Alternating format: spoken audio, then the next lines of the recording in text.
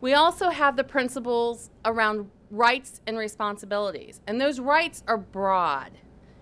Sometimes people will just focus on political and social rights, okay? Our right to practice our religion, our rights of assembly, our right to vote, our right to participate in the public square. But these also include economic rights. It's a right, everyone has the right to food. Everyone has the right to clothing and shelter. Everyone has right to the access to medical care and health care. If you take that principle and you believe that everyone has that right, that God-given right because of their sacredness of their life, that puts a whole different layer on how you approach healthcare reform than if you're looking at healthcare as an industry or as a market-driven sector. But with rights also comes responsibilities. And so we have responsibilities as part of this community, and those include political responsibilities. It includes the responsibility to make sure that everyone has enough, so that if you have too much, that has to be shared. It belongs to God. It's all gift, belongs to God, and it's our responsibility to make sure that everyone is cared for in that. But it also includes those political responsibilities. So actually, in Catholic social teaching, we would say, absolutely, you have the obligation to vote. We're not going to tell you how to vote. As a matter of fact, we'll give you some guidance and we'll suggest that you form your own conscience on voting, which will only be more confusing and muddling, actually. So we don't even make it easier for you to figure out how to vote. But we say you have that responsibility. But that's not the only political responsibility you have. And so there's lots of ways we encourage people to be involved in public service, to be involved, maybe run for public office, maybe take part of your career and figure out, be a civil servant, those sorts of things. Write your legislators. It's not just enough to vote for people, but then you need to hold them accountable. Let me flip the card over.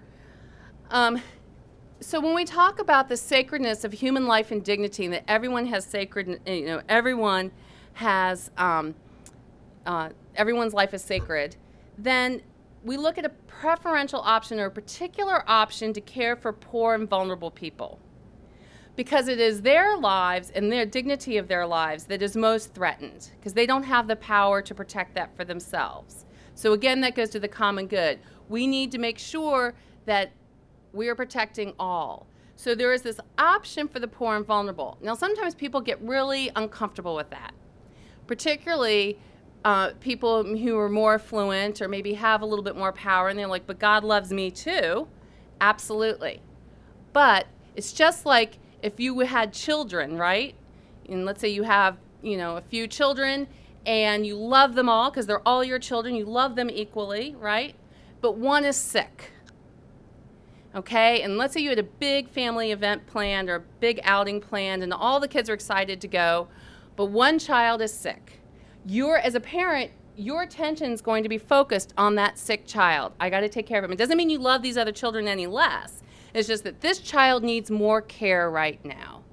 And so it's not unlike that with the preferential option of the poor and vulnerable. Not that God says, well, your life is worth less or isn't worth as more because you have more or whatnot. It's that how do we make sure that we show that option so that when we put public policies into effect, our question should be, yes, how does it serve the common good? But in particular, how does, first, do no harm, right? So we won't want any policy enacted that's actually going to hurt poor and vulnerable people. But we want to say, how are they treated? Matthew 25, the least of these. How did you care for the least of these? And whenever you care for the least of these, you cared for me.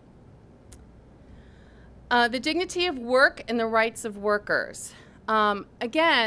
This really is the root and the foundation of what that foundational Catholic social teaching document was in 1891, Rerum Novarum. And I think, again, sometimes we look at Catholic social teaching, and if you just look at it from an American perspective, which again comes at it from can approach our politics and our culture and an understanding from a very Protestant or Calvinistic understanding of work, of individual. And so I think for us to say there's dignity in work is a big duh, right? But if you look at where this teaching developed from, and particularly out of a European experience, and over years, there is no, it's not like Catholic teaching or anything in the Catholic Church happens very quickly, right? So 100 years in Catholic time is a nanosecond in regular time.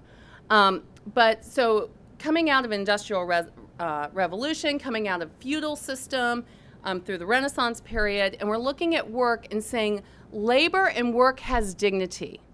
Those who labor have just, again, rooted in the sacredness of each and every person, that has value and worth. And that was radical notion at the time. It used to be, if you had to work, you were the lower class, right? If you had to perform manual labor, then you were less than. This is saying, no, no, no. There's dignity in that. As a matter of fact, because we're all created in the image and likeness of God, God the Creator, we are co-creators. And we all have talents, we all have gifts that we bring to this community that we're called to share. We're not to use those gifts strictly for ourselves, but to use it to benefit all. So there's dignity in that work, and workers have rights.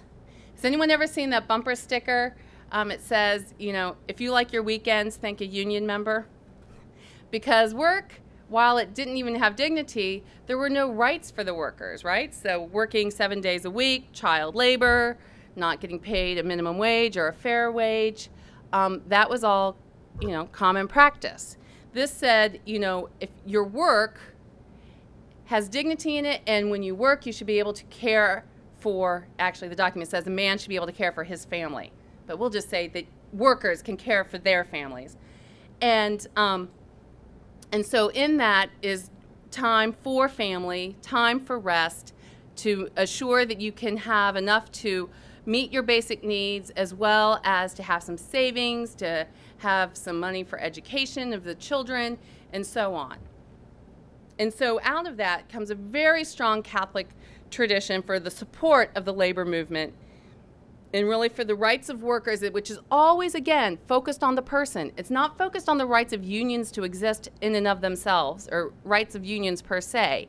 It's the rights of workers to come together, to speak together for themselves. This kind of leads to this next principle, the principle of solidarity. And that's that we do understand ourselves as our brothers and sisters keepers. And we do have those claims on one another.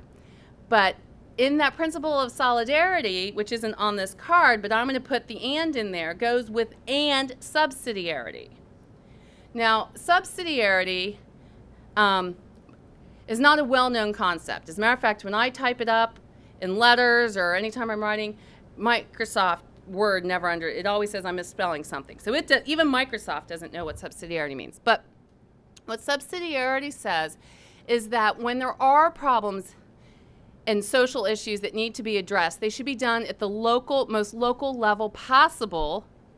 And when they cannot be solved at the local level, then the next level, or the federal state, has a responsibility to step in and help take care of that.